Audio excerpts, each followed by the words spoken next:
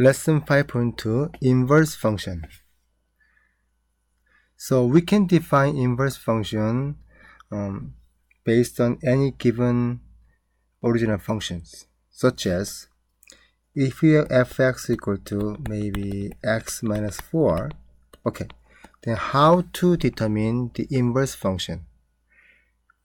In order to solve this problem, we need to know what inverse means. Okay, if it is function, because we are talking about inverse function here, if it is function, then any function case, we have input, which we indicate x value, and then output value, which is we indicate y value here. So as long as it's input, then function, then each x value has only one y value basically. Okay, so that's the function definition of the function anyway.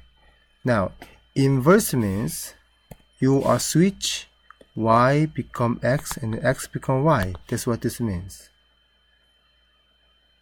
So inverse function case,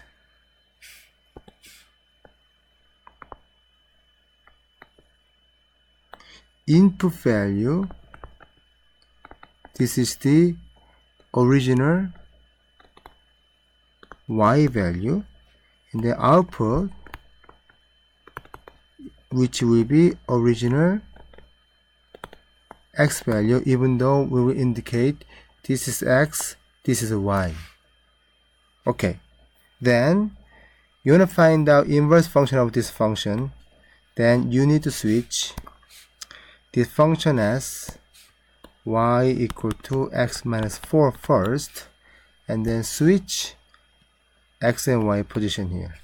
Okay, then this becomes x equal to y minus 4, right? And now function means we always solve for output value, which means in this case we are solving for y. So combine 4. Then y equal to x plus 4. This one you can rewrite that y equal to x plus 4. So that's the inverse function of this given original fx function. Okay, but now here it is given as fx function, so inverse function we can rewrite this f prime x. Okay, this is inverse function notation equal to x plus 4. That is the inverse function of original fx equal to x minus 4. So let's look at another example. So gx equal to x squared plus 5 here. So you want to find the inverse function, then we rewrite this y equal to x squared plus 5, and then switch x and y position basically. Then this becomes